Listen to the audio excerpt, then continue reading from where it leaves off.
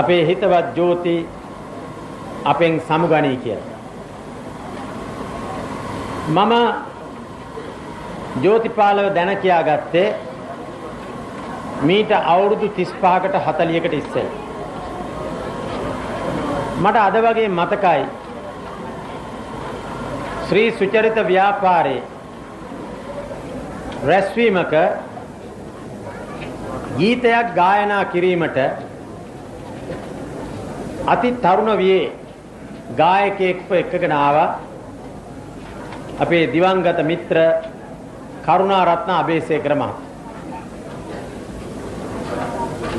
මට දැනුත් ඒ සිද්ධිය මගේ හිතේ බැවි පෙනෙනවා.